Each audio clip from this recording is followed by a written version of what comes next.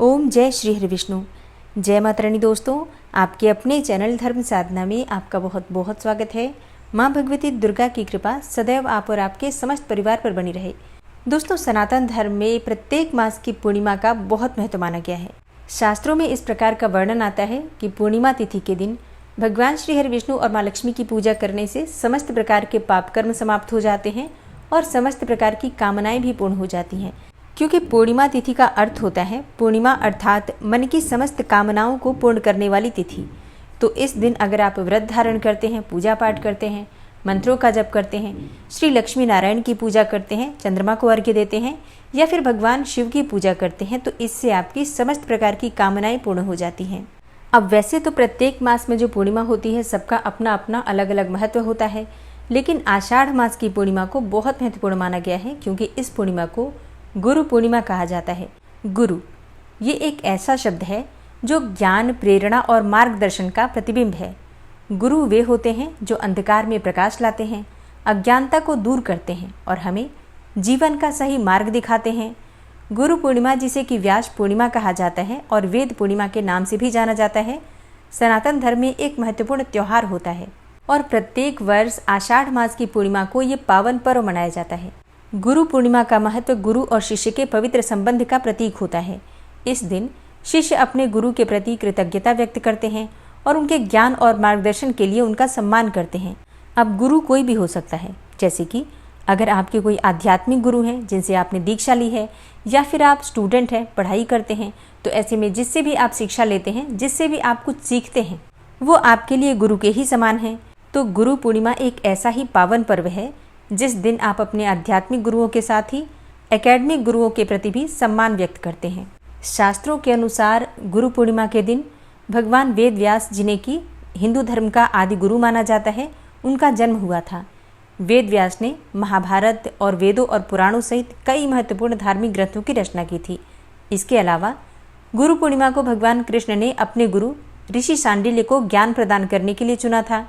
इसी दिन भगवान बुद्ध ने भी अपने पहले 5 शिष्यों को उपदेश दिया था, इसलिए इस दिन को गुरु पूर्णिमा भी कहा जाता है। और व्यास जी का जन्म हुआ था, इसलिए इसे व्यास पूर्णिमा कहा जाता है। और अब बात करते हैं कि गुरु पूर्णिमा के दिन पूजा किस प्रकार से करनी चाहिए। देखिए, इस दिन आप जैसे कि प्रातःकाल जल्दी उठते हैं, उठकर नित्य कर्मों से निवृत्त हो जाइए। फिर अगर आपके घर के आसपास कहीं पर भी कोई पवित्र नदी है, जलाशय है या फिर सरोवर है, तो आप वहाँ जाकर स्नान कर सकते हैं। नहीं तो अपने घर में भी स्नान के जल में गंगा जल मिलाकर उसी जल से स्नान कर सकते हैं। इससे भी आपको गंगा में स्नान के समान ही पुण्य फल मिलता है।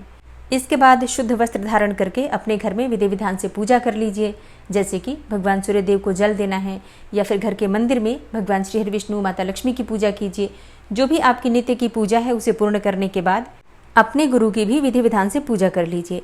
अब देखिए, अगर आपके गुरु आपके इतने नज़दीक हैं कि आप जाकर उनसे मिल सकते हैं, तो आप उनके पास जाकर और उनके चरण स्पर्श कर सकते हैं, उन्हें मिठाई और फूल इत्यादि भेंट कर सकते हैं और उनका आशीर्वाद प्राप्त कर सकते हैं। मान लीजिए कि आपके गुरु बहुत दूर रहते हैं, तो ऐसी अवस्था में आप फ़ोन पर भी उनका आशीर्वाद ले सकते हैं।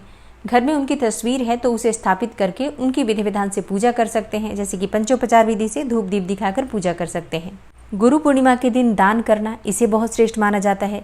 दान में आप चने की दाल का दान कर सकते हैं, मीठी वस्तुओं का दान कर सकते हैं, जैसे कि बेसन की मिठाई का दान कर सकते हैं या फिर फलों का दान कर सकते हैं। इस प्रकार से अपने गुरु को या फिर ब्राह्मण को दान कर सकते हैं। किसी मंदिर में भी दान कर सकते हैं। वैसे बहुत से भक्त हैं जो कि आषाढ़ मास की पूर्णिमा का व्रत धारण करते हैं, तो स्नान के बाद आप अपने व्रत का संकल्प लेकर और विधि विधान से पूजा कर सकते हैं। सत्यनारायण भगवान की पूजा आज जरूर करनी चाहिए। पूर्णिमा का व्रत उस दिन रखते हैं जिस दिन की पूर्णिमा तिथि चंद्रोदय काल में हो, जबकि स्नान और दान पूर्णिमा तिथि में सूर्योदय के आधार पर किया जाता है। जैसे कि रात्रि काल में जब चंद्रमा होता है तो उसी चंद्रमा को देखकर हम अर्घ्य देते हैं। तो व्रत के लिए पूर्णिमा का चंद्रमा होना आवश्यक होता है, लेकिन स्नान दान तभी करते हैं जबकि सूर्योदय काल में पूर्णिमा तिथि हो। पूर्णिमा तिथि के दिन प्रदोष काल में माता लक्ष्मी की और भगवान चंद्रदेव की विशेष पूजा की जाती है। ऐसा करने से जीवन में धन की प्राप्ति होती है, दाम्पत्य जीवन सुखमय होता है। घर में किसी भी प्रकार की परेशानी हो तो उससे आपको मुक्ति मिल जाती है भगवान चंद्रदेव को अर्घ्य देने से और माता लक्ष्मी की आराधना करने से। तो पूर्णिमा के दिन आप व्रत करते हैं या नहीं करते हैं, लेकिन आपको चंद्रमा को अर्घ्य जरूर देना है और माता लक्ष्मी की पूजा जरूर करनी है। अब बात करें कि पूर्णिमा तिथि कब है, तो देखिए, पंचांग के अनुसार इस साल आषाढ़ मास की पूर्णिमा तिथि 20 जुलाई को यानी कि शनिवार की शाम को 5:59 पर प्रारंभ हो रही है। वहीं इस तिथि का समापन हो रहा है 21 जुलाई को दोपहर के समय 3:46 पर। तो सूर्योदय कालीन तिथि के अनुसार 21 जुलाई 2024 को आषाढ़ मास की पूर्णिमा का व्रत रखा जाएगा। इसी दिन व्रत की पूर्णिमा भी है और इसी दिन स्नान दान इत्यादि सभी चीज़ें की जाएंगी। गुरु की पूजा भी इसी दिन की जाएगी। तो गुरु पूर्णिमा का व्रत 21 जुलाई 2024 रविवार को रखा जाएगा। इस दिन सूर्योदय काल का समय रहेगा सुबह 5:37 पर और सूर्यास्त का समय रहेगा शाम को 7:16 पर। पूर्णिमा के दिन चंद्रमा जल्दी उदित हो जाते हैं, तो चंद्रोदय काल का समय रहेगा शाम को 7:31 पर। लेकिन हाँ, आप अपने शहर में भी देख सकते हैं, आपके यहाँ जब चंद्रमा उदित हो जाते हैं उसी समय आप चंद्रमा को अर्घ्य देकर उनकी पूजा कर सकते हैं। ठीक है, तो चंद्रोदय काल अपने शहर के समय के अनुसार देख लीजिए। 21 जुलाई को राहु काल का समय रहेगा शाम को 5:30 से 7 बजे तक। राहु काल में कोई भी शुभ कार्य नहीं करना चाहिए और अभिजीत मुहूर्त जिसमें कि सभी प्रकार के शुभ कार्य किए जाते हैं वो समय रहेगा 21 जुलाई को दोपहर में 12:06 से 12:59 तक। पूर्णिमा के दिन ब्रह्म मुहूर्त में स्नान करने का विधान है। तो ब्रह्म मुहूर्त का समय रहेगा सुबह 4:03 से 4:47 तक। 21 जुलाई को पूर्णिमा तिथि के दिन इतना अधिक शुभ योग हमें प्राप्त हो रहा है जिसे कि सर्वार्थ सिद्धि योग कहते हैं और ये हमें प्राप्त हो रहा है 21 जुलाई को सुबह 5:57 से 22 जुलाई को सुबह 12:14 तक। तो पूरे दिन और पूरी रात्रि का सर्वार्थ सिद्धि योग रहेगा। इस योग का महत्व आप सभी जानते हैं। इस समय में अगर आप कोई भी कार्य करते हैं तो उस कार्य में आपको सिद्धि मिल जाती है। मंत्रों का जप करते हैं, पूजा पाठ करते हैं, कोई भी शुभ कार्य करते हैं तो उसका फल भी आपको कई गुना होकर प्राप्त होता है। किसी भी कामना को पूर्ण करने के लिए अगर आप कोई उपाय करते हैं तो उसका फल भी आपको बहुत शीघ्र प्राप्त होता है। तो गुरु पूर्णिमा का दिन और सर्वार्थ सिद्धि योग का होना अपने आप में एक दुर्लभ संयोग है। इस समय में अगर आप अपने गुरु की पूजा करते हैं, उनका आशीर्वाद लेते हैं या फिर आप कोई भी दान करते हैं तो इसका फल आपको कई गुना होकर प्राप्त होगा।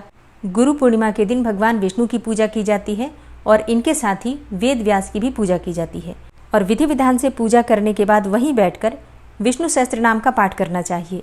आज के दिन विष्णु सहस्त्र नाम का पाठ करने से भगवान विष्णु की विशेष कृपा आपको प्राप्त होती है और गुरु का भी आशीर्वाद मिल जाता है। और जिन भक्तों के गुरु नहीं हैं वो भगवान विष्णु को या फिर व्यास देव को ही गुरु मानकर उनकी पूजा कर सकते हैं।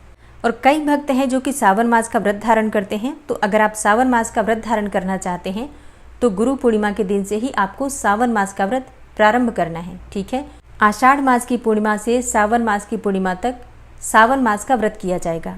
पूरे सावन मास का व्रत आपको किस प्रकार से करना है, नियम क्या होंगे, पूजा विधि क्या होगी, क्या खाना चाहिए क्या नहीं खाना चाहिए, इस जानकारी के लिए आने वाली वीडियो ज़रूर देखिए। उम्मीद करती हूँ ये वीडियो आपके लिए उपयोगी होगी।